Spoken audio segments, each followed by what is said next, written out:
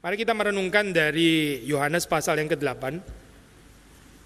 Kita membaca ayat yang ke-12 sampai dengan ayat yang ke-20. Saya membaca bagian narasi, bagian yang untuk narator. Saudara membaca bagian kalimat langsung ya. Semua kalimat langsung. Yohanes 8 ayat 12 sampai 20. Maka Yesus berkata pula kepada orang banyak katanya, "Akulah terang dunia.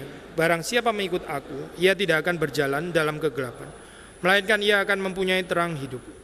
Kata orang-orang Farisi kepadanya, "Engkau bersaksi tentang dirimu, kesaksianmu tidak benar." Jawab Yesus kepada mereka katanya, "Biarpun aku bersaksi tentang diriku sendiri, namun kesaksianku itu benar, sebab aku tahu dari mana aku datang, kemana aku pergi.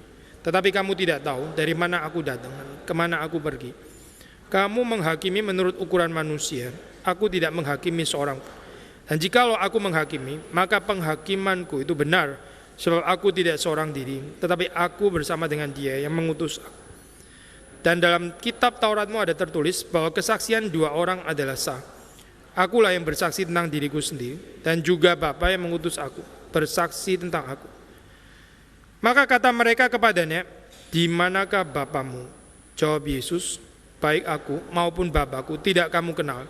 Jikalau sekiranya kamu mengenal aku, kamu mengenal juga Bapakku."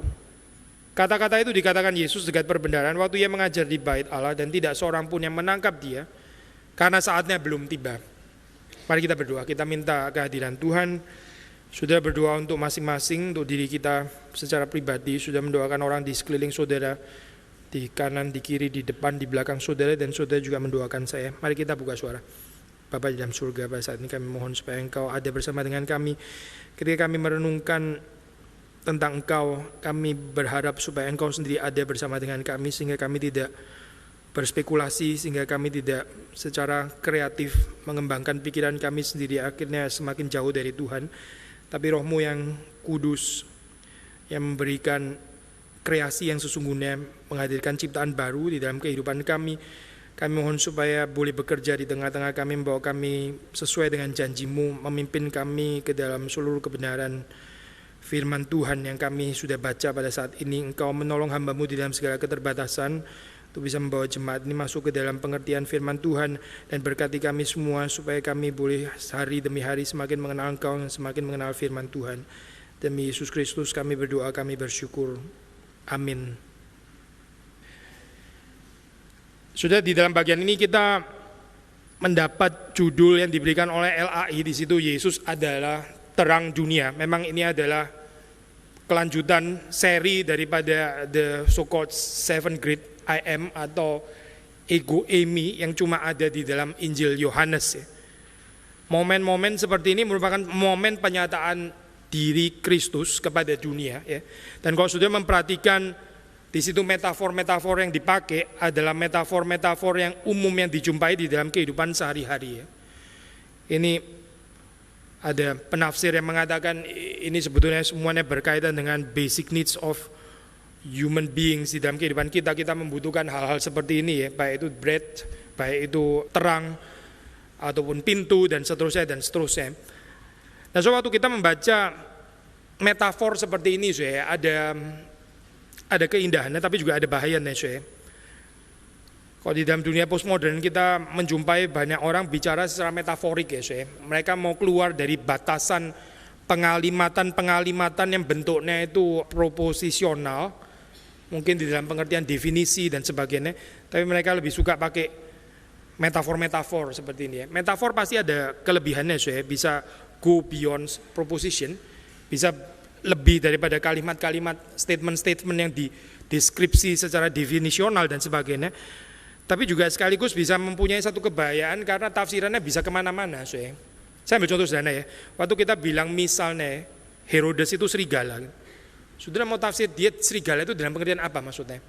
Yang pasti kakinya bukan 4 kan ya. Kalau ada orang tafsir Herodes itu kakinya 4 kalau begitu. Saya pikir saudara salah mengerti itu. Metafor serigala bukan ke sana maksudnya gitu.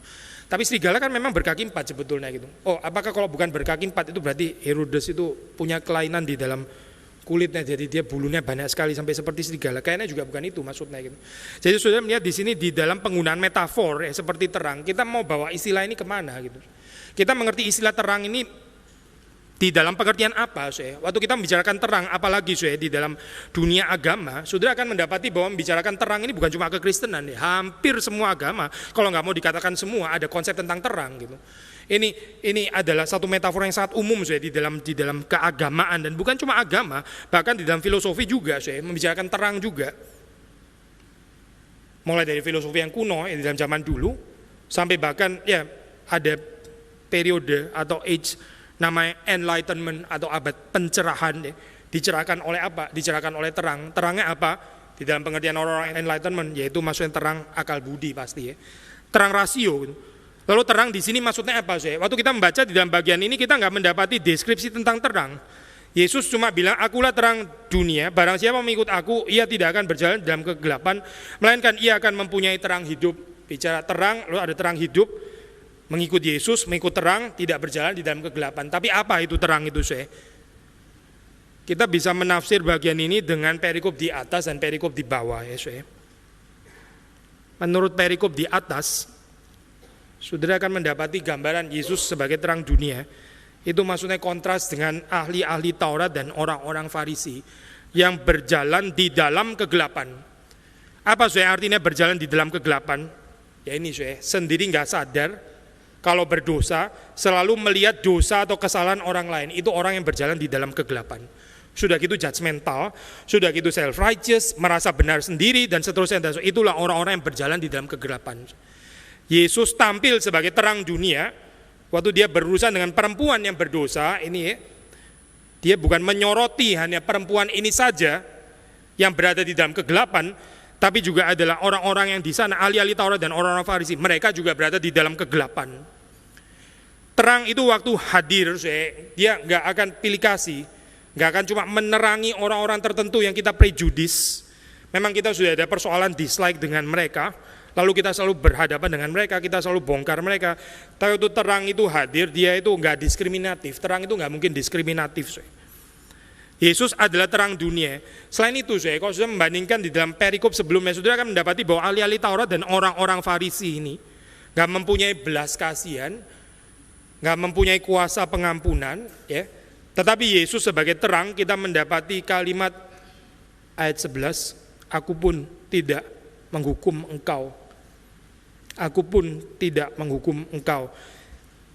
Yesus yang adalah terang dunia mengatakan kalimat pengampunan, ya, kepada perempuan yang berdosa ini.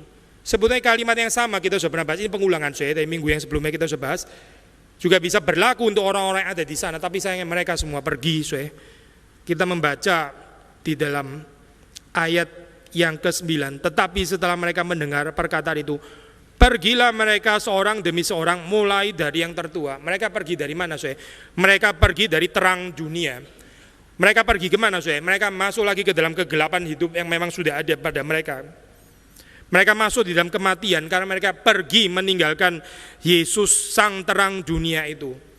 Kita membahas terang sudah di dalam kaitan pasal 8 ayat yang di atas, kita mendapati bahwa Yesus adalah terang di dalam pengertian bahwa dia mengampuni orang yang berdosa, dia berbelas kasihan kepada orang yang berdosa. Orang yang gak kenal belas kasihan di dalam kehidupannya itu berjalan di dalam kegelapan. Lalu kalau kita lihat dari perspektif perempuan yang berdosa ini, Yesus yang adalah terang dunia, termasuk juga adalah yang mengatakan pergilah dan jangan berbuat dosa lagi mulai dari sekarang.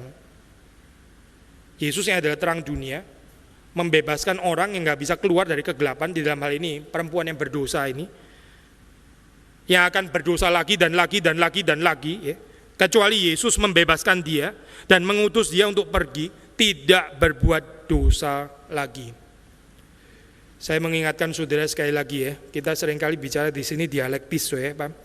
Harap saudara nggak bingung seperti kok habis kanan kiri kiri kanan kanan kiri kiri kanan begitu, ya. Itu namanya mengajar kita berpikir secara dialektis, ya. Sekali lagi di dalam liturgi kita itu penting sekali, ya, mengaku dosa secara komunal, sebagaimana mengaku dosa secara individual pribadi dalam kehidupan kita sehari-hari juga penting, ya. Sebab tanpa itu kita akan gampang sekali menjadi gereja yang self-righteous, yang gak rasa perlu mengaku dosa. Nah sekarang sisi satunya, saya kutip Patong, hati-hati, ya, dengan doa pengakuan dosa yang bentuknya jadi seperti excuse. Akhirnya berbuat dosa lagi, mengaku dosa lagi, berbuat dosa, mengaku berbuat dosa, mengaku berbuat dosa. Terus seperti itu, berani berbuat dosa. Mengapa? Karena toh minggu depan ada pengakuan dosa lagi kan? Selalu ada pengakuan dosa kok. Karena ada pengakuan dosa ya sudah berbuat dosa lagi. Karena nanti toh ada pengakuan dosa, ada pengampunan lagi, berbuat dosa lagi dan seterusnya. Tapi kita membaca dalam bagian ini, kalau kita mengatakan Yesus adalah terang dunia, dia itu adalah terang yang sanggup untuk mengeluarkan kita supaya kita tidak berjalan di dalam kegelapan. Pergilah, jangan berbuat dosa lagi mulai dari sekarang. Di dalam spirit ini, pengakuan dosa harus dimengerti di dalam spirit ini, bukan di dalam spirit excuse. Ada komentari yang mengatakan kalimat yang menarik untuk saya waktu di sini dikatakan waktu Yesus pakai metafor terang, ya, metafor terang dunia. Barang siapa mengikut aku, ya, ini gambarannya adalah terang yang diikuti, ya. Berarti ini terang yang di luar yang diikuti. Kita sudah sering membahas ini, ya, perjanjian baru dari terang perjanjian lama, membahas perjanjian lama dari terang perjanjian baru itu sudah biasa, ya. Kita juga harus menekankan yang sama membahas perjanjian baru dari terang perjanjian lama, karena kita akan sulit mengerti perjanjian baru tanpa perjanjian lama. Yesus membangun di dalam satu tradisi yang panjang. Kita sudah pernah mengatakan waktu terang dikatakan, ya, di dalam Yohanes pasal yang paling awal, di situ sebenarnya membangun di dalam tradisi kitab Kejadian, ya, teologi penciptaan, ya, terang yang ada kaitannya dengan kehidupan, ya. Allah menciptakan terang, ya, sebelum ada kehidupan. Kalau nggak ada terang, nggak ada kehidupan. Terang itu very much related to kehidupan kalau di dalam teologi ciptaan. Nah, ini di dalam dunia yang kelihatan, ya. Lalu di dalam perspektif Yohanes ini diterapkan pada dunia yang tidak kelihatan. Maksudnya spiritual realm. Orang yang nggak ada terang di dalam kehidupannya juga nggak mungkin ada hidup di dalam pengertian rohani. Orang yang berjalan di dalam kegelapan itu berarti hidup di dalam kematian rohani, maksudnya. Kegelapan, ya, sama dengan kematian, sama seperti terang itu sama dengan kehidupan.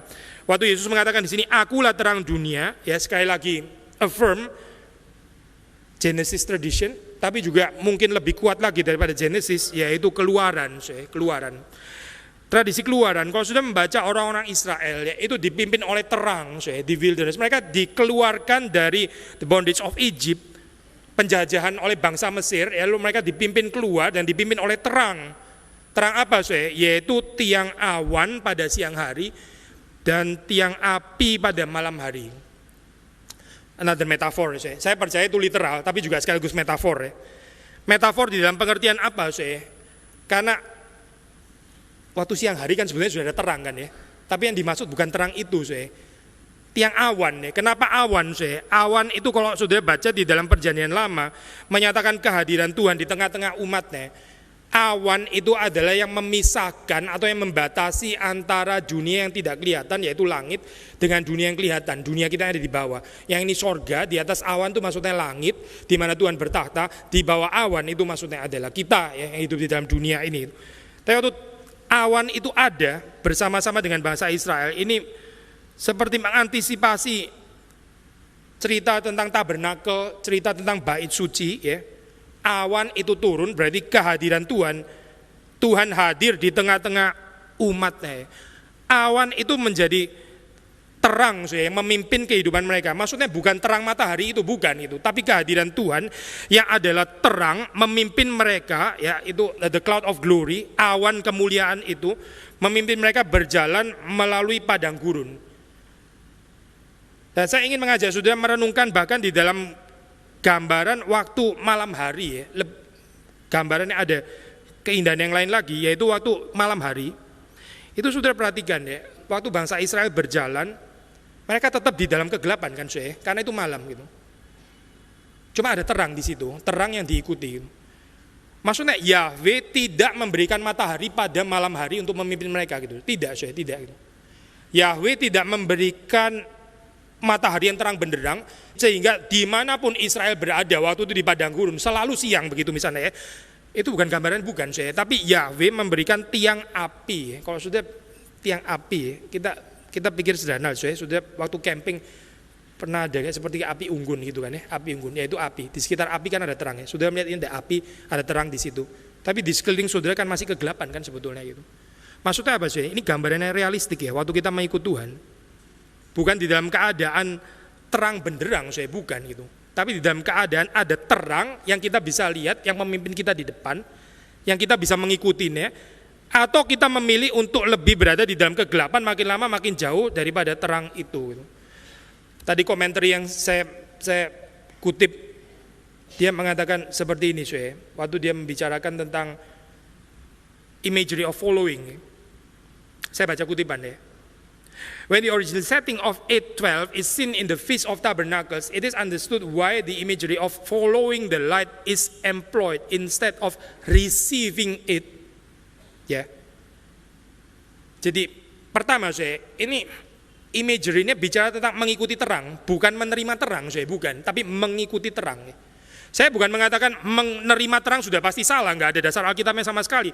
Ada bagian-bagian tertentu yang mengatakan ya kita menerima terang, nggak salah dengan kalimat ini. Tapi bagian ini saya ada keindahannya karena yang ditekankan di sini bukan menerima terang, tetapi mengikuti terang. Saya menerima terang itu berarti terang ada di dalam tangan kita, begitu ya.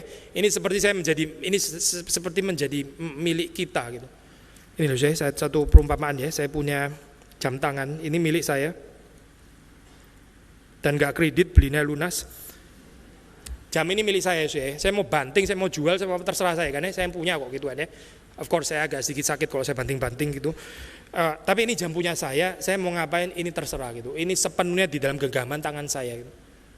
Kita bukan memiliki terang di dalam pengertian ini, saya bukan gitu. Apalagi memiliki Tuhan di dalam pengertian itu, bukan gitu. Tuhan itu nggak pernah within the grace of my own hand, saya bisa giniin gitu ya. Ini bukan Tuhan, bukan gitu. Tuhan itu bukan kita miliki di dalam pengertian itu, bukan. Kita nggak pernah bisa proses Tuhan di dalam pengertian itu. Martin Luther mengingatkan kita waktu dia membicarakan tentang keselamatan, waktu dia membicarakan tentang kebenaran, righteousness ya, yang ada pada kita, itu dia bilang, dia pakai istilah bahasa Latin, extra nos, itu di luar kita gitu. Bukan sesuatu yang di dalam kita, tapi di luar kita gitu. Aspek ini penting saya pikir ya di dalam spiritualitas kekristenan deh. Kalau saudara kaitkan di dalam spiritual postmodern, mereka sangat menekankan the so-called exterior, exteriority itu apa model paradigmanya postmodern. Spirituality itu membicarakan exteriority, sementara modern itu di dalam observasi ini mereka kasih labelnya itu interior spirituality. Ini betul bukan cuma di dalam apa ya, di dalam agama, tapi di dalam filsafat. Kalau sudah membaca Hegel sudah membaca dan sebagainya, itu sangat-sangat interior, spiritualitasnya semua di dalam gitu. Tapi kalau orang postmodern itu lihatnya di luar gitu. Yang menarik jauh ratusan tahun sebelum postmodern, Martin Luther sudah bilang itu extra nos, itu di luar kita.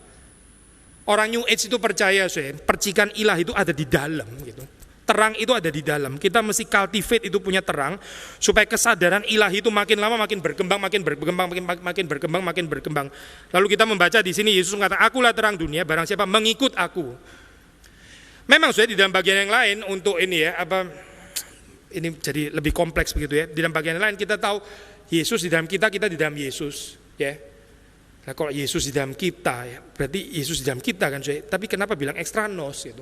Saya pikir dua statement ini bukan statement yang sama sekali berbenturan ya, tapi menjaga di dalam pengertian apa ya Yesus itu di dalam gitu. Di dalam pengertian apa waktu kita bilang Yesus itu ada di dalam? Di dalam pengertian apa kita bilang Roh Kudus itu ada di dalam? Di dalam pengertian apa waktu Alkitab mengatakan dia adalah terang dunia dan kita mengikut dia gitu. Mengikut dia berarti dia bukan di dalam kan, dia di luar, kita ikuti gitu. Ada dimensi lain yang mau diajarkan oleh Alkitab di dalam kehidupan kita, bahwa Tuhan itu despite dia ada di dalam kita, betul, dan gak masuk keluar, betul juga di dalam kalimat ini. Itu bukan di dalam pengertian seperti yang dimengerti oleh orang-orang yang menekankan interior spirituality itu. Saya khawatir dengan keagamaan yang pelan-pelan berubah menjadi subjektivisme gitu ya.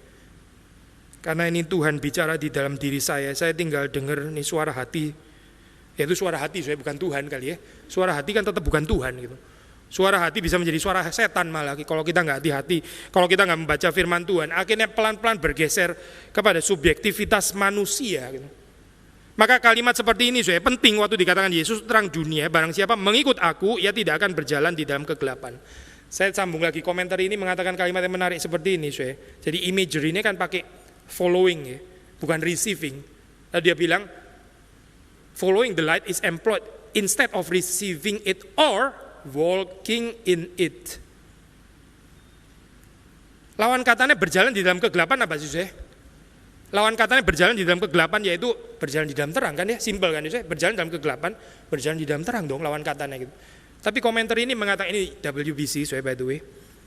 Komentar ini mengatakan imagery yang dipakai di sini adalah following the light, bukan walking in the light. Apa ya maksudnya saya? Kenapa nggak pakai walking in the light gitu ya? Saya walking in the light, berjalan di dalam terang begitu kan? Bagus juga kan ya? Saya merenungkan bagian ini saya, bagian ini kayaknya cuma di sorga saya berjalan di dalam terang gitu. Yaitu di mana semua sudah terang benderang dan kita nggak akan pernah nyasar direksi manapun karena kita sudah di sorga itu ya, sudah dipenuhi berjalan di dalam terang Tuhan. As long as kita masih berada di dalam this fallen world, di dalam dunia yang berdosa, kita to certain extent masih dikelilingi oleh kegelapan, tapi keindahannya ada terang gitu. Kalau kita peka menangkap kehadiran terang itu, ini bukan terang yang terang benderang Sejak di dalam zaman Yesus pun Yesus juga bukan terang benderang kan. Maksudnya itu beberapa orang mereka tetap buta. Buta mungkin karena saling terangnya juga kali saya bisa gitu. Blinded mereka akhirnya. Tapi mereka blinded bukan karena terangnya Yesus ya. Mereka blinded by their own sins di dalam hal ini orang-orang Farisi dan ahli-ahli Taurat itu. Poin saya adalah gambarnya yang disajikan di sini adalah semacam theological realisme yang membawa kita waktu kita melihat kehidupan ini ya. Memang betul masih ada kegelapan dan begitu banyak kegelapan. Kita bukan berjalan di dalam terang yang terang benderang ya, itu perhaps teologi yang ilusif bukan teologi reform kali teologi yang nggak jujur ya dengan keadaan dan sebagainya. Tapi waktu di sini dikatakan despite ya orang itu berjalan di dalam kegelapan lalu terus kemudian dia ada terang. Ada yang bisa diikuti seperti bangsa Israel waktu di wilderness di dalam tradisi Exodus, mereka berjalan waktu malam ya tetap gelap namanya malam begitu ya. Tuhan nggak merubah malam jadi siang sehingga orang Israel terus-menerus berada di dalam siang, tidak gitu. Orang Israel tetap di dalam kegelapan malam, tapi ada tiang api di tiang api di situ ya yang mereka bisa ikuti. Dan sekali lagi kalau kita melihat tiang api itu seperti kita sudah sering kali mengatakan nggak ada pattern ya, geraknya itu bagaimana nggak ada pattern. Tapi tiang api itu bisa berhenti, bisa bergerak. Maka waktu di sini Yesus membicarakan tentang terang dunia ya. Ini sedikit bentur dengan gambaran di filosofi, terutama ancient filosofi ya, waktu membicarakan tentang terang itu gambaran mereka itu lebih sifatnya itu statis gitu. Mungkin di dalam imajinasi kita juga bisa berpikir secara statis ya. Waktu kita bicara terang, maksudnya Tuhan itu terang, maksudnya apa? Tuhan itu terang gitu, terang. Ya, Tuhan terang, terus barang siapa mendekatkan diri kepada terang itu ya, dia makin sadar bahwa dia penuh dengan dosa. Saudara pernah dengar dong penjelasan kayak gini, termasuk dari mulut saya sendiri. Ya kan saudara, Tuhan itu di dalam terang itu Tuhan terang yang tidak terampiri. Ada ayat yang kan seperti itu kan saudara. Terus kita menghampiri terang itu gitu. Tapi terangnya terus diam di situ terus saudara. Light as the being of God gitu ya, maksudnya terang yaitu apa itu? Itulah beingnya Tuhan, itu terang gitu. Tapi kalau menurut biblical scholars, terutama di dalam perjanjian lama, mereka mengatakan light itu maksudnya Yahweh in action. Light atau terang itu pergerakan maksudnya, bukan Tuhan yang diam di dalam terang, statis, terus yang mau datang ya datang, yang nggak mau datang ya terserah, dia tetap berada di dalam kegelapan, berarti begitu ya. Tapi terang yang kita terima di dalam konsep perjanjian lama itu terang yang bergerak, Maka di sini saudara membaca Yesus ini adalah Yesus yang adalah terang dunia yang bergerak, yang bergerak. Mereka yang nggak bergerak bersama dengan Kristus, mereka akan berada di dalam kegelapan. Dan metafor ini dijelaskan lagi ya. Kalau saudara membaca di dalam kitab Wahyu itu ada pembicaraan tentang kaki Dian yang diangkat. Ini berarti bukan statis kan, kaki Dian bukan di situ terus, bukan gitu. Kaki Dian ini bergerak, bergerak. Berbahagialah gereja yang mengikuti kaki Dian, bukan mempertahankan kaki Dian ya, sekali lagi ya. Saudara masih nggak mengerti kalau pakai istilah mempertahankan. Tuhan bukan yang dipertahankan, bukan. Ini bukan sesuatu kayak jam tangan yang saudara bisa pertahankan. Itu bukan Tuhan pasti gitu. Kalau saudara berusaha mempertahankan Tuhan seperti itu pasti bukan Tuhan. Tuhan kita itu Tuhan yang bergerak, dan waktu dia bergerak kita yang harus ikut bergerak. Bukan kita mempertahankan dia supaya dia tetap ada di sini terus dan jangan bergerak. Itu namanya kita nyetir Tuhan, bukan kita yang disetir Tuhan. Akulah terang dunia, barang siapa mengikut aku. Sudah perhatikan di sini jelas kan ya, siapa yang mengikut siapa? Yaitu kita yang mengikut terang yang bergerak itu. Pertanyaannya bergerak kemana? Bergerak kemana terang itu? Saya lompat ke bagian akhir ya. Yesus bergerak ke salib. Yesus bergerak ke Golgota, itu jalannya. Tapi kalau kita mau bypass, mungkin kita mau ya kembali kepada Bapa kan ya. Maka Yesus itu terang dunia, barang siapa mengikut aku. Yesus kemana? Yesus ke surga, amin, kita ke surga. Saya ikut terang, dia ke surga, saya ke surga. Nanti dulu, ke surga sih iya. Memang dia datang dari Bapa dan akan kembali kepada Bapa. Tapi kalau sudah membaca di dalam Injil, itu gambarannya, termasuk di dalam penutupan ayat ke-20, saya lompat di dalam ayat ke-20. Di situ sudah ada hint bahwa Yesus berjalan ke sana. Yaitu tidak seorang pun yang menangkap dia karena saatnya belum tiba. Kita tahu dari kalimat ini bahwa saatnya suatu saat akan tiba kan ya. Akan tiba kemana? Yaitu waktu Yesus naik ke atas kayu salib. Terang itu bergerak ke sana ke tempat yang paling gelap. Terang bukan ke tempat yang sumber segala terang ya. Tapi justru bergerak ke tempat yang gelap. Ini paradoks dari terang ya. Prinsip ini bukan prinsip yang baru ya, sebetulnya kita sudah pernah bahas. Yesus yang betul-betul kudus, dia menghampiri orang-orang berdosa. Ahli-ahli Taurat dan orang-orang Farisi itu ya, yang kudusnya pas-pasan, seperti saudara dan saya, mereka nggak bisa menghampiri orang berdosa. Mereka taunya cuma bergaul dengan sesama orang-orang kudus, tanda kutip ya, yang kudus pas-pasan itu tadi gitu. Bahkan mereka juga nggak bisa bergaul dengan Yesus juga, karena Yesus terlalu kudus. Gitu. Jadi ini kategori orang apa ya, mediocre in the truest sense gitu kali ya. Orang lumayan, nggak bisa bergaul dengan yang terlalu kudus Yesus, tapi bergaul dengan orang yang berdosa nggak bisa juga ini. Kategori orang-orang yang nanggung, di mana-mana nggak bisa begitu ya, ke atas nggak bisa, ke bawah nggak bisa. Tapi kalau kita melihat di dalam kehidupan Kristus, saudara akan mendapati bahwa Yesus yang maha kudus, dia justru bergaul dengan orang-orang berdosa, precisely karena dia maha kudus. Karena dia adalah terang dunia, dia masuk ke dalam kegelapan. Nggak akan ditelan kegelapan. Saya pinjam penjelasan Neoplatonisme yang akrab untuk kita semua dibikin populer oleh Agustinus ya. Kalau terang itu masuk, kegelapan nggak mungkin menguasai kan ya. Ini juga ada ayat Alkitab mengatakan seperti itu kan. Terang is an existence, kegelapan itu bukan existence, itu adalah the absence of something else. Namely the absence of light, tidak adanya terang. Terang waktu dia ada, dia pasti akan menelan kegelapan. Kegelapan gak pernah akan bisa menelan terang, karena kegelapan itu non-exist, sedangkan terang itu eksis. Ya, kita sudah sering jelaskan di bagian ini. Tapi sekali lagi, terang ini menuju kemana gitu? Terang ini menuju ke tempat yang paling gelap. Kalau kita membaca di dalam cerita Injil, Yesus berjalan ke atas kayu salib untuk memasuki daerah yang paling gelap itu. Justru pergerakan terang adalah menuju kepada tempat yang gelap. Saudara dan saya, kita diutus, kalau kita mengikut Kristus, kita juga akan berjalan menembusi kegelapan itu. Di sini kalimat itu dikatakan, ia tidak akan berjalan dalam kegelapan. Saudara jangan salah mengerti masuk di dalam kegelapan. Oh ini berarti saya terus menikmati berkat di dalam terang. Ini orang Kristen anak-anak, orang Kristen cengeng. Orang Kristen yang nggak pernah bersaksi, yang nggak menginjili, orang Kristen yang terus bergaul bersama dengan anak-anak terang yang lain dan sebagainya. Terus kita pakai ayat Alkitab lagi, Alkitab bilang ya tidak akan berjalan di dalam kegelapan katanya gitu. Sekali lagi ya, kalau kita baca cerita di dalam Keluaran, that's not the case. Itu bukan ceritanya Israel. Waktu Israel khususnya pada malam hari, mereka dikelilingi oleh kegelapan, tapi ada tiang api yang memimpin mereka di sana. Orang-orang itulah yang mempunyai terang hidup. Mereka mempunyai, atau istilah bahasa Indonesia yang lain, memiliki. Ya, apa itu artinya memiliki? Sekali lagi ya, bukan begini ya, bukan within the grasp of my own hand. Ini bukan memiliki ini Alkitab, bukan Memiliki di dalam konteks ini adalah ekstranos. Ekstranos itu di luar kita ya. Ini terang yang berjalan di depan, lalu kita mengikuti. Ini namanya memiliki. Tapi waktu terang itu kita anggap sudah di dalam diri kita sendiri, kita penghayatan interior kayak orang-orang modern ya.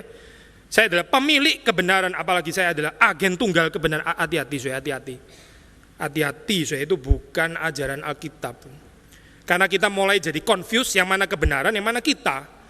Kita mulai menghayati diri sebagai the possessor of kebenaran, orang yang memiliki ya, the owner yang memiliki kebenaran. Akhirnya kita confused, kita nggak bisa membedakan diri antara kita dan kebenaran. Kacau di situ gitu.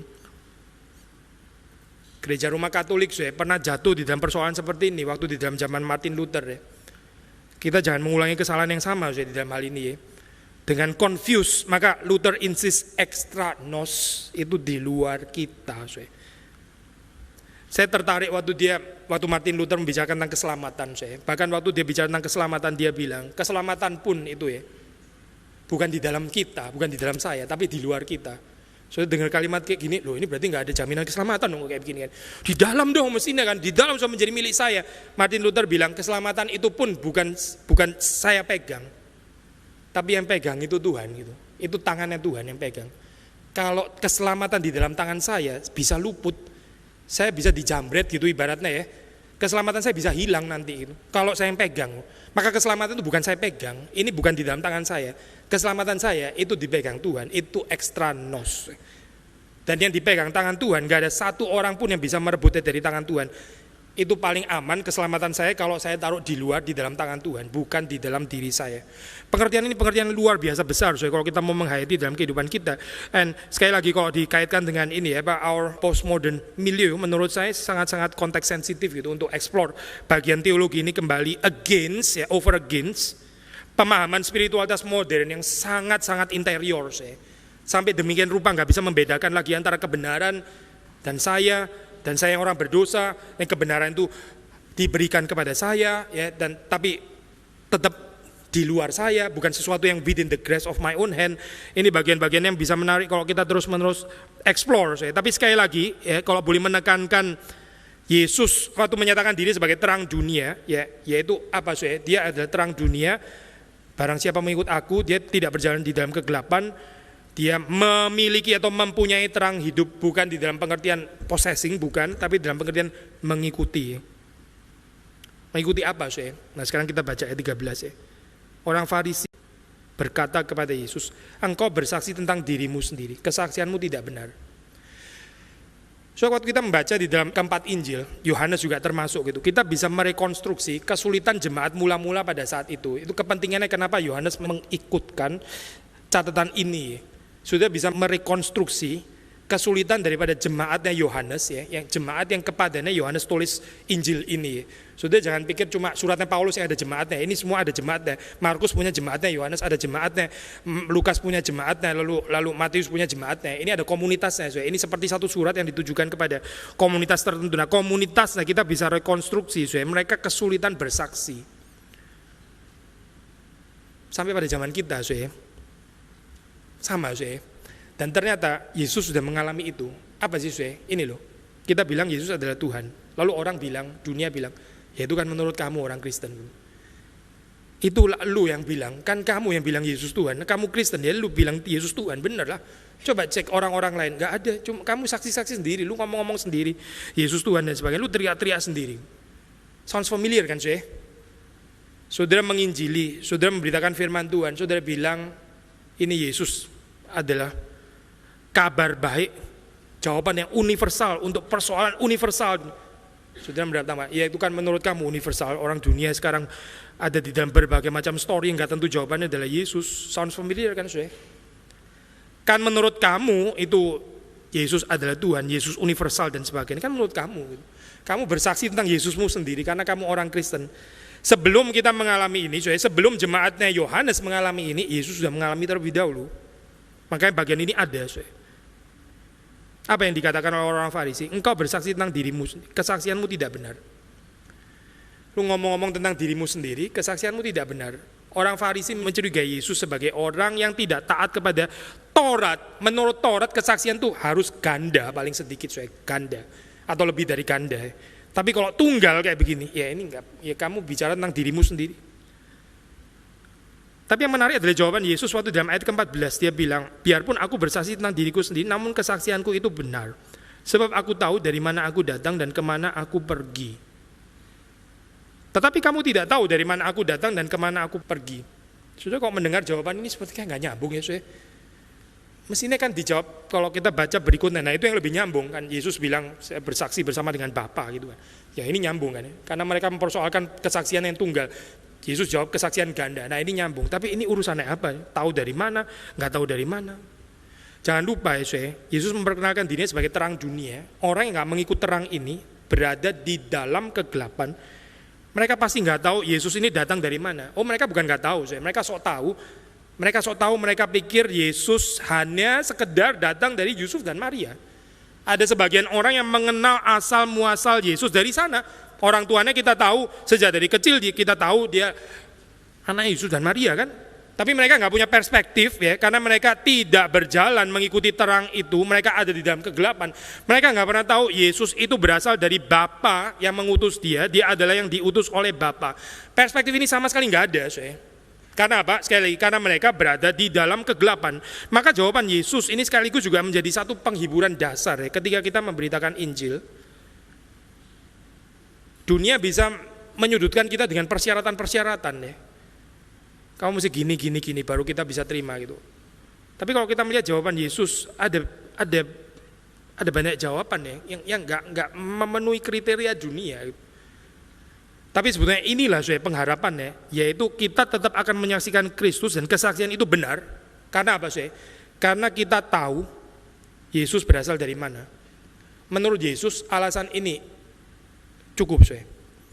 Kalau kita tahu Yesus berasal dari mana ya, yaitu dari Bapa yang mengutus dan Yesus adalah yang diutus oleh Bapa, kesaksian kita adalah kesaksian benar. Kesaksian kita menjadi kesaksian tidak benar kalau kita nggak tahu Yesus itu dari mana, alias kita tahu cuma dia ya keturunan manusia biasa, anak Yusuf, Maria, ya, kita kesaksian jadi nggak benar kayak begini. Karena ini perspektif orang yang hidup di dalam kegelapan. Ini saudara kalau berhadapan dengan dunia seperti ini, mereka bisa tuduh ini namanya circular reasoning ya, kayak begini kan ya. Circular reasoning dong, balik lagi ke situ gitu. Buktinya apa? Ya buktinya karena saya tahu Yesus berasal dari surga. Ngomong di situ lagi gitu. Gak ada pembuktian kayak begini saya. Sudah jangan lupa ya saya, di dalam Alkitab dicatat Yesus dicobai oleh iblis, juga gak ada pembuktian kan dari Yesus. Jikalau engkau anak Allah ya lakukan ini. Terus Yesus cincing-cincing tangan gitu. Kurang ajar, saya ditantang ke anak-anak Allah. Bukan saja saya bisa menjadikan batu menjadi roti, saya rubah iblis jadi batu pun juga bisa begitu misalnya. Yesus mana ada saya cerita kayak begitu. Yesus nggak menanggapi, dia bergeming saya. Dia nggak tanggapi sama sekali karena kekristenan saya nggak dipanggil untuk membuktikan diri. Karena Yesus juga nggak tertarik untuk membuktikan diri. Jadi bagian ini saya kalau sudah melihat ada penyudutan gitu ya dari dunia. Tapi kalimat yang dikatakan Yesus ini penting, penting untuk kita ya, bukan penting untuk orang yang nggak percaya. Orang yang nggak percaya nggak akan menerima anyway. Tapi untuk kita yang percaya dan kita yang menyaksikan Kristus, kalimat ini penting. Mengapa kesaksian itu benar? Yesus mengatakan kesaksian itu benar karena yang bersaksi itu tahu dari mana Yesus datang dan kemana Yesus akan pergi. Maksudnya ini mau bicara tentang Tritunggal, saya mau bicara tentang Allah Tritunggal. Di dalam bahan katekisasi yang kita tulis ya, di situ kita menekankan apa yang diajarkan oleh Yohanes, yaitu pengenalan yang sejati, itu pengenalan akan Allah adalah Allah Tritunggal. Pengenalan Allah Tritunggal itu adalah kehidupan kekal, terutama kalau di dalam Injil sudah mendapat penekanan ini di dalam Injil Yohanes. Yesus bolak-balik bicara tentang Dia yang diutus dan Bapa yang mengutus. Yesus berasal dari Bapa dan akan kembali kepada Bapa. Perspektif ini yang tidak dimengerti oleh orang-orang yang hidup di dalam kegelapan. Kamu tidak tahu dari mana aku datang, kemana aku pergi. Lalu ayat 15, kamu menghakimi menurut ukuran manusia. Aku tidak menghakimi seorang pun, dan jikalau aku menghakimi, maka penghakimanku itu benar. Sebab aku tidak seorang diri, tetapi aku bersama dengan Dia yang mengutus aku. Nah ini baru ya Yesus dan Bapa. Tapi saya mau sedikit eksplor bagian ini itu bicara tentang penghakiman. Penghakiman itu sangat ada kaitannya dengan metafor terang tadi Terang itu sesungguhnya diberikan ya. Orang yang mengikuti terang ya, dia bisa membedakan Salah satu fungsi daripada terang itu to judge sebetulnya. Nah, kita di dalam kekristenan itu bicara menghakimi sudah agak distorted pengertian tentang menghakimi, karena banyak orang Kristen sendiri mengatakan ya orang Kristen nggak boleh menghakimi gitu ya, karena Yesus bilang jangan menghakimi, barang siapa menghakimi dia akan dihakimi. Bolak-balik muter di ayat itu terus padahal ada ayat-ayat lain bicara tentang penghakiman. Begitu banyak yang diangkat cuma bagian ayat itu. Yesus bilang jangan menghakimi, barang siapa dihakimi akan dihakimi balik, makanya jangan menghakimi. Tapi kalau kita melihat persoalannya bukan nggak boleh menghakimi sama sekali gitu, tapi menghakimi menurut ukuran siapa gitu. Orang-orang Farisi, ahli-ahli Taurat ini mereka menghakimi perempuan yang berzina itu. Mereka main hakim sendiri. Bukan nggak boleh menghakimi, mereka lupa menghakimi diri mereka sendiri. Saya sudah bahaskan bagian ini ya, waktu Yesus tulis-tulis di tanah itu kan gestur. Gestur, ini firman Tuhan sebetulnya juga untuk kamu, bukan cuma untuk dia. Yesus tulis, tetap nggak mengerti. Ini divine gesture. Mereka terlalu berada dalam kegelapan sampai nggak bisa baca gestur ilahi. Mereka seharusnya kalau berani menghakimi perempuan itu menghakimi diri sendiri juga dong. Tapi mereka nggak mau menghakimi diri sendiri, taunya cuma menghakimi orang lain ya di dalam hal ini. Gitu. Maka Yesus mengatakan, kamu menghakimi menurut ukuran manusia, aku tidak menghakimi seorang pun. Ya kalau sudah kaitkan dengan pasal 8 yang di atas, memang betul kan Yesus nggak menghakimi kan, Yesus mengampuni kan. Anak manusia datang bukan untuk menghakimi dunia, tapi untuk menyelamatkannya. Betul kan, memang Yesus nggak menghakimi kan. Perempuan berdosa ini harusnya juga boleh kan dihakimi dan dihukum oleh Yesus, tapi Yesus mengatakan aku pun tidak menghukum engkau. Berarti memang betul kan Yesus tidak menghakimi kan. Tapi kemudian dikatakan kalaupun Yesus menghakimi, jikalau seandainya pun ya Yesus menghakimi, dan memang kita tahu dia akan datang lagi untuk menghakimi, maka penghakimanku itu benar, sebab aku tidak seorang diri. Dia menghakimi bersama dengan Bapa. Sudah melihat di sini ya, ada penghakiman yang lawful ya. Waktu itu dilakukan bersama-sama dengan Allah. Nah, untuk konteks kita ini apa sih? Kalau sudah baca dalam Calvin ya, dia mengatakan waktu kita bersaksi, waktu kita membicarakan tentang Kristus dan sebagainya, itu Roh Kudus juga ikut bersaksi. Sebenarnya bukan Calvin original. Ini Alkitab ya sebetulnya gitu. Sama sekali bukan penemuan Calvin. Calvin cuma mengulang apa yang ada di dalam Alkitab. Waktu saudara dan saya menyaksikan tentang Kristus, kita bukan berbicara sendiri.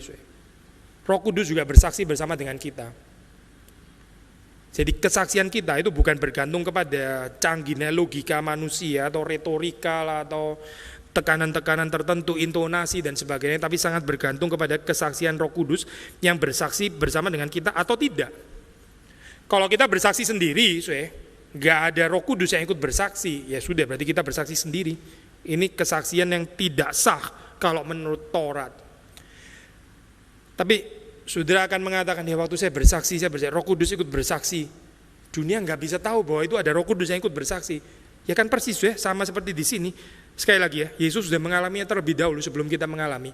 Waktu Yesus bersaksi, dia bersaksi tentang dirinya sendiri. Ada Bapa juga yang ikut menyaksikan bersama dengan Kristus, tapi dunia nggak mengenal Bapa. Dunia nggak mengenal Allah.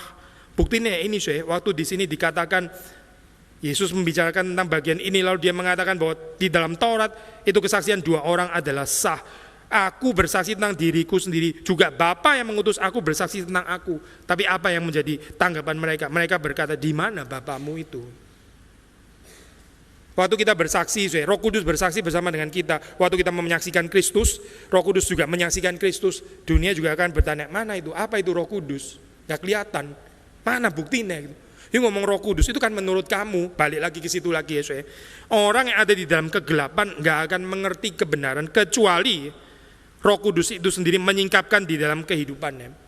Sudah jangan lupa ya, kita ini diundang berjalan mengikuti terang seperti Kristus yang menyaksikan dirinya sendiri. Kita kalau mengikuti Kristus yang ada terang dunia, saudara dan saya dipanggil untuk hidup menyaksikan Kristus. Saya sekali mengulang ini, khotbah yang sudah pernah disampaikan waktu di pasal-pasal awal ya, sekali lagi ini ulangan deh. Jangan lupa saksi itu setting in life-nya itu ada di courtroom ya, itu ada di ruang pengadilan gitu.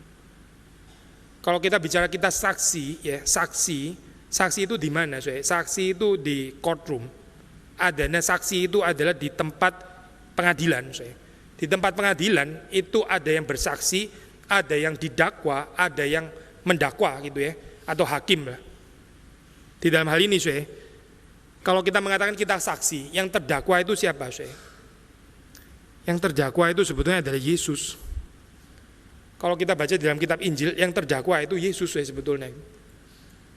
Saya ambil ilustrasi sederhana ya. Kalau saudara misalnya difitnah sama orang itu, sampai terus akhirnya diseret ke pengadilan. Terus kemudian saudara itu sebenarnya nggak bersalah, tapi ini kena fitnah gitu, sampai diseret ke pengadilan. Terus saudara bawa seorang saksi, seseorang yang sangat mengenal saudara ya, sahabat baik. Lalu giliran dia bersaksi, dia diam di situ. Ini sahabat atau orang jahat ya kayak begini. Saudara akan kecewa luar biasa kan ya. Dia tahu loh persoalannya, tapi dia diam toh di situ Saya balikin ke dalam kehidupan kita ya. Kita ini saksi Kristus. Yesus di dalam dunia ini sedang didakwa. Orang menganggap dia pembohong, orang gila lah. Ini bukan Tuhan, ngaku-ngaku Tuhan. Lalu kita diam. Kita ini murid Kristus atau orang jahat ya sebetulnya. Kita yang tahu kebenaran, kita diam, silence. Gak bicara apa-apa, diam. Sementara Yesus didakwa terus-menerus dan kita hanya diam. Kita di dalam ruangan pengadilan, kita menyaksikan Yesus yang akan dibawa ke atas kayu salib. Lalu kita bilang, ya sudah gak apa-apa, sudah pernah ke salib, sekali lagi gak apa-apa. Disalib lagi aja, toh sudah pernah disalib kan? Ya udah salib lagi aja gak apa-apa. Begitu saya. Yesus pasti gak akan disalib lagi kan ya. Kita tahu dia gak mungkin disalib 2 kali. Dia akan datang kembali menjadi hakim. Tapi celakalah orang-orang yang gak berbagian di dalam kehidupan menjadi saksi Kristus. Kita dipanggil untuk menjadi saksi Kristus. Suatu saat Yesus akan datang lagi. Tapi celaka itu orang-orang yang di dalam ruang pengadilan sudah tahu Yesus didakwa, tapi mereka diam 1000 bahasa. Gak ada perkataan apa-apa, mereka tenang-tenang saja. Gak ada pemberitaan tentang Kristus, gak ada. Gak ada kesaksian bersama dengan Roh Kudus, gak ada. Bahkan Roh Kudus bersaksi seperti bersaksi sendirian. Atau Roh Kudus bersaksi memakai orang-orang yang lain. Tapi kita gak tertarik untuk bersaksi bersama dengan Roh Kudus. Apakah itu orang yang mengikut terang? Yesus terang dunia, dia menyaksikan dirinya sendiri bersama dengan Bapa. Lalu di sini, akulah terang dunia, barang siapa mengikut aku. Kalau siapa mau ikut Kristus, semua ikut Kristus. Abstrak banget, ikut Kristus abstrak. Luar biasa abstrak, semua orang angkat tangan, ikut Kristus.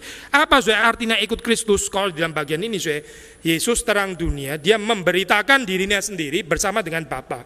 Saudara mau ikut Yesus, ya udah beritakan Yesus dong. Jadilah saksi Kristus, seperti Kristus senantiasa menjadi saksi Bapa. Roh Kudus menjadi saksi Kristus, lalu Roh Kudus bersama-sama dengan kita. Dia mau supaya kita menjadi saksi Kristus. Itu namanya berjalan mengikut terang. Tapi orang yang gak melakukan ini, ya dia berjalan dalam kegelapan berarti. Saudara jangan bilang mengikut Kristus, dia terang dunia cuma di dalam perkataan, tapi kita gak menjadi saksi Kristus. Itu bukan mengikut Kristus, bukan. Kita gak berjalan di dalam kegelapan, menyaksikan terang itu bersama dengan Roh Kudus yang ada pada kita, ya berarti kita gak mengikut Kristus, kita terus ada di dalam kegelapan. Karena Yesus terus bergerak menyaksikan dirinya sendiri. Terus. Sampai pada akhirnya. Dan berbahagia waktu kita terlibat di dalam kehidupan kesaksian seperti ini. Di courtroom tadi ya. Tapi Yesus memang mengatakan, baik aku maupun Bapakku tidak kamu kenal. Jikalau sekiranya kamu mengenal aku, kamu juga mengenal Bapakku. Tritunggal ya, sekali lagi ya. Bapa, Anak, dan Roh Kudus. Waktu kita bersaksi, kita bukan bersaksi sendirian, kita bersaksi bersama dengan Roh Kudus. Roh Kudus itulah yang bisa membawa orang untuk melihat Kristus adalah terang dunia, bahwa dia adalah yang diutus, dan bahwa ada Bapa yang mengutus dia. Di dalam pengenalan Tritunggal. Terakhir ayat yang ke-20 sekali lagi. Tidak seorang pun menangkap dia karena saatnya belum tiba. Kalau kita aplikasikan dalam kehidupan kita, sekali lagi kita nggak tahu apakah suatu saat akan ada penganiayaan orang Kristen seperti di zaman gereja mula-mula. Mungkin itu akan datang, mungkin kita nggak layak untuk mengalami itu itu Tuhan yang tahu. Tapi kalau saatnya belum tiba, ya itu belum tiba. Kalau saatnya datang, ya sudah, saatnya memang sudah datang. Tapi penghiburannya waktu saatnya datang, kita justru menikmati persekutuan yang lebih erat lagi dengan Kristus. Karena dia sendiri mengalami itu. Sekali lagi pengulangan apa yang kita sudah pernah sharingkan. Waktu sudah membaca yang didakwa itu Kristus. Lalu terus murid-murid Yohanes itu menjadi saksinya. Tapi pelan-pelan setelah saksi-saksi ini menjadi mature, menjadi bertambah dewasa. Giliran jadi mereka yang ada di dalam posisi terdakwa. Tadi ini mereka di dalam posisi saksi, yang tadinya di dalam posisi saksi, sekarang ada di dalam posisi dihakimi juga. Kalau sudah membaca kehidupan Petrus, Yohanes, akhirnya mereka juga ditarik ke ruang pengadilan. Tadinya yang ditarik di ruang pengadilan, pertama itu Bapa, pertama adalah Allah. Lalu Yesus selama di dalam dunia, dia menjadi saksi Bapanya. Ini Bapa yang disudutkan di ruang pengadilan oleh dunia yang berdosa. Yesus menjadi saksi dari Bapa. Lalu Yesus masuk ke dalam kursi terdakwa. Lalu ada murid-muridnya yang menyaksikan tentang Kristus yang tidak berdosa itu. Lalu murid-muridnya pelan-pelan menduduki kursi terdakwa juga. Mereka dibawa ke dalam ruang pengadilan, lalu mereka yang didakwa. Ini berarti ada kehidupan yang makin lama makin erat, makin bersekutu dengan Kristus. Saudara dan saya dipanggil untuk masuk ke dalam kehidupan yang seperti itu ya. Meskipun saatnya mungkin belum tiba, tapi suatu saat ya kita akan memasuki periode Golgota kita masing-masing. Kalau boleh saya tambah satu lagi perspektif saya, ini pinjam perspektifnya Lukas. Lukas secara menarik waktu sudah membaca tentang berita pengikutan ya, itu Yesus mengatakan barang siapa mau mengikut aku ya, adalah dia menyangkal dirinya, memikul salib dan mengikut aku ya. Kalau sudah baca dalam Lukas, ini sangat khas Lukas, memikul salib setiap hari. Barang siapa mau mengikut Yesus, dia menyangkal dirinya, memikul salib setiap hari. Kenapa setiap hari ini penting? Maksudnya Lukas mau mengoreksi satu pandangan ya, kesalahan pengertian bahwa mengikut Yesus itu harus martir gitu. Maka di sini memikul salibnya setiap hari. Kalau nggak ada setiap hari, itu resepsinya berarti ya kita mesti menjadi martir seperti Yesus. Memang murid-murid di dalam gereja mula-mula itu banyak sekali yang menjadi martir. Hampir semuanya menjadi martir. Menjadi martir, pikul salib. Tapi waktu Lukas mengatakan memikul salib setiap hari, meskipun kita nggak jadi martir sekalipun, kita tetap bisa mengikut Kristus. Ini satu konsep pengikutan yang dibuka lebar, bukan di dalam konsep elitis orang-orang menjadi martir, tidak, tapi orang-orang yang memikul salibnya setiap hari, yang mati setiap hari, yang ke Golgotanya itu setiap hari. Bukan menunggu pada akhir kehidupan kita, waktu saatnya tiba penganiayaan besar itu terjadi. Tapi kalau menurut konsep Lukas, saya pinjam perspektif Lukas ya, sehari-hari pun saatnya juga sudah bisa tiba gitu. Waktu kita tekun memikul salib kita. Apa artinya saya memikul salib? Yaitu tadi menyangkal diri. Saya sering mengatakan kepada saudara, waktu kehidupan kita itu kurang menderita ya. Kita kan tahu Yesus itu menderita, kita ikut Tuhan, kok kita kurang menderita seperti Yesus? Sebetulnya jawabannya sederhana, karena kita kurang mencintai. Karena kalau orang mencintai itu pasti menderita, nggak ada orang mengasihi yang nggak menderita, itu nggak mungkin. Yesus mencintai kita dan dia menderita mati di atas kayu salib. Orang yang mencintai, orang yang mengasihi pasti menderita. Karena apa? Karena yang kita cintai itu orang yang berdosa. Orang lain yang mencintai kita juga menderita kok, sama. Saudara dan saya yang menikah ya, kita ini sama-sama menderita. Ini bukan sharing pernikahan yang amburadul ya, bukan. Tapi di dalam pengertian teologis in the true sense, kita sama-sama menderita. Kita bikin orang lain menderita, tapi kita juga menderita untuk orang lain. Kenapa? Karena kita mengasihi pasangan kita ya. Dia itu orang berdosa. Dia bisa melukai kita. Waktu kita mencintai, kita menderita. Tapi jangan cuma pikir satu arah kayak begini ya. Dia juga menderita karena kita juga. Waktu dia mencintai kita, dia juga menderita. Sama-sama menderita gitu. Nah di dalam penderitaan inilah ini penderitaan waktu kita mencintai, maksudnya kita mengerti apa artinya penderitaan Kristus di atas kayu salib. Kita nggak bicara penderitaan yang bukan karena cinta, karena Yesus bukan menderita tanpa cinta, itu bukan Tuhan yang kita kenal. Yesus itu menderita karena cinta gitu. Maka kalau kita membicarakan penderitaan Kristen di dalam hal ini, persekutuan di dalam penderitaan Kristus itu maksudnya apa? Yang dikatakan Paulus, maksudnya yaitu karena cinta, karena mengasihi dunia ini, mengasihi orang-orang yang ada di dalam dunia ini, karena begitu besar kasih Allah akan dunia ini, maka ada pengorbanan, ada penderitaan dan sebagainya. Maka sekali lagi meskipun bagian ini betul membicarakan tentang saat yang belum tiba, mungkin saat kita juga belum tiba, tapi kalau kita memperlengkapi dengan perspektif Lukas mengatakan ajakan untuk memikul salib setiap hari ya, tanpa harus menunggu mati martir. Mungkin kita nggak akan pernah mati martir, sebagian mungkin ada yang mati martir kalau menurut Tuhan layak, tapi kalaupun nggak layak juga mati martir nggak apa-apa juga, kita tetap akan memikul salib kita setiap hari, yaitu waktu kita mencintai. Yang mencintai itu yang memiliki terang bersama dengan Yesus akan menembusi kegelapan. Kiranya Tuhan memberkati kita semua. Mari kita masuk di dalam doa. Tuhan, kami bersyukur untuk firman Tuhan dan Engkau menghidupkan di dalam hati kami masing-masing. Tolong supaya kami bisa mengerti dan kami tahu bagaimana menghidupinya, bagaimana kami mengaplikasikannya, bagaimana kami menaatinya di dalam kehidupan kami. Kami bersyukur Tuhan Engkau menyatakan diri-Mu sebagai terang, dan kami rindu menjadi orang-orang yang mengikut terang itu. Dan demikian kami sungguh-sungguh memiliki, kami sungguh-sungguh mempunyai terang itu di dalam kehidupan kami. Terima kasih Tuhan, Engkau membebaskan kami dari segala dosa, sehingga kami tidak harus lagi berjalan di dalam kegelapan. Tolong supaya kami membawa terang yang kami ikuti itu di dalam kehidupan kami, sehingga bersama dengan Tuhan kami juga boleh menerangi dunia ini. Demi Yesus Kristus kami berdoa, kami bersyukur. Amin.